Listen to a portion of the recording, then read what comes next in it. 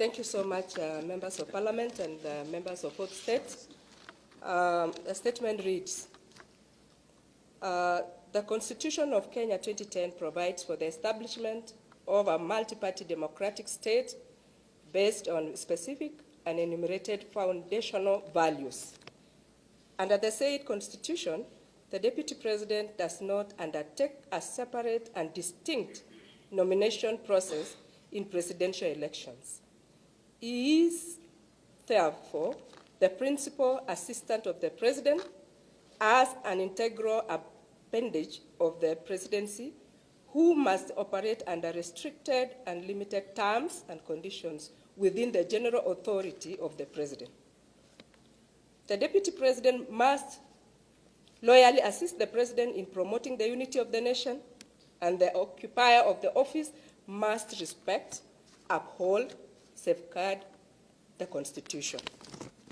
Above all, as a state officer, the Deputy President must be at the forefront in complying with the responsibilities of leadership as spelled out in Chapter 6 of the Constitution on leadership and integrity.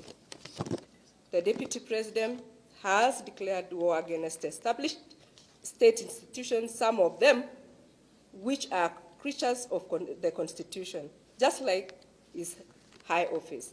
The police, that is, which includes the DCI, the Office of the Director of Public Prosecution, are constitutional bodies. The Deputy President is the second highest ranking member of the National Security Council, which exercises supervisory control over national security organs. Ipso facto, he is well placed to deal with questions or challenges that may arise concerning operations of security organs. The Deputy President should therefore be the last person to complain against government institutions in funerals, roadside pronouncements with a loud megaphone that can only undermine the authority and mandate of government institutions and may well constitute an offense against public order. The Deputy President has questioned the capacity and mandate of the investigatory and prosecutorial organs of the state. These persistent attacks have targeted numerous public officers, including the CS Matiang'i, the PS Karanja Kibicho, the DCI George Kinoti, the public prosecutor Nudin Haji, who serve at the core of the public service functions and operations. He has claimed that the system has been mobilized to bring him down and persistently alleged that his life is in danger. In recent attacks, he has not spared the head of state either, with a crude and sinister reference to the purported existence of a deep state. These attacks have now peaked with the creation of a team directly loyal to the Deputy President within the ruling party, with the objective of eroding the prestige and honor of the President of the Republic of Kenya and the leader of his party, and to fight the government from within.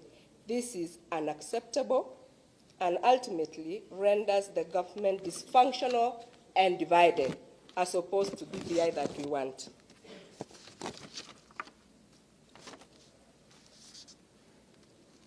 The statement continues to say there is an open war on the President and good governance. Last year, the President and Raila Odinga embarked on and launched a major initiative to fight against corruption and to build bridges leading to the exalted destination of a united and prosperous Kenya. The Deputy President has questioned the formulation and implementation of these noble objectives.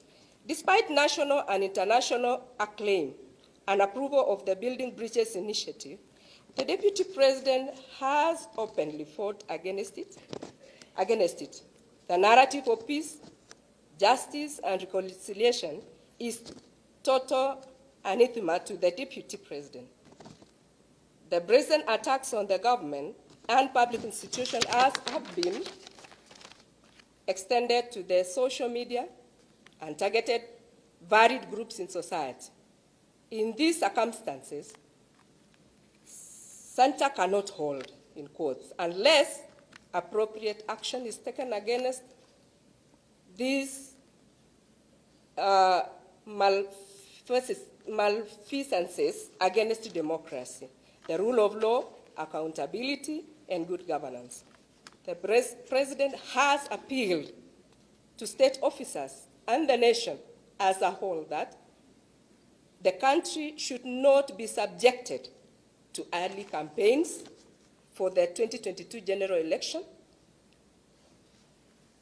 but the Deputy President has bluntly disobeyed his principle, and in this regard, in our view, this constitutes gross misconduct and an act of insubordination. Thank you. Next reader.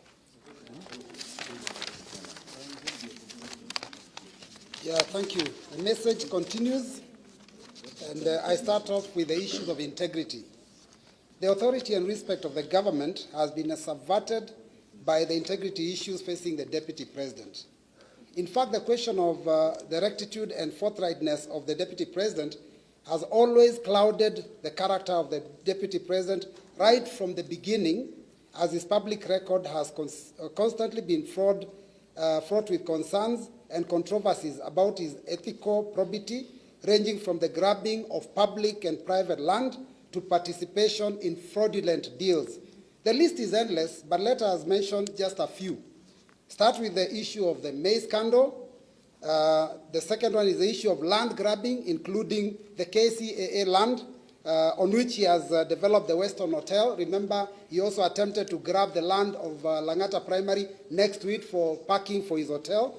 The displacement of private citizens in Rift Valley, the Aro and Kimwarer dam projects. He sensationally claimed that no money was lost and that there was a legitimate expenditure of 7 billion for the projects by the National Treasury, which we know up to now to be untrue.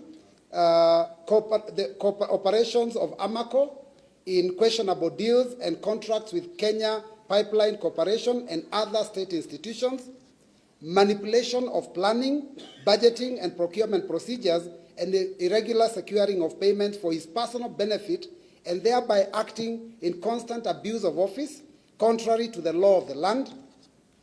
History of fraud, acquisition of unexplained wealth and unjust enrichment, arms deals and association with the underworld.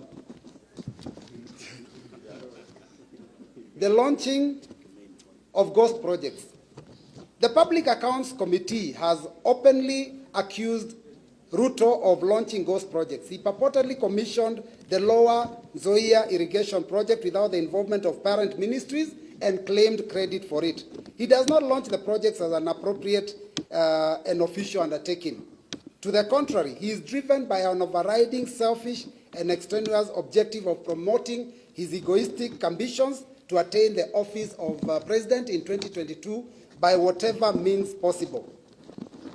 We also note the issue of unbridled ambition. The Deputy President is definitely guilty of public misconduct and grave malpractices and has not lived up to the oath of office that he subscribed to before assuming that office. He has not brought honor to the nation and dignity to the office of the Deputy President and has failed to promote public confidence in the integrity of the high office. We are aware even in international media there is mention of his office on a constant basis in the recent past. He had rather rule Kenya than serve the people. He has not offered a selfless service based solely on the public interest. He is not honest, and his personal interests are in constant conflict with his public duties.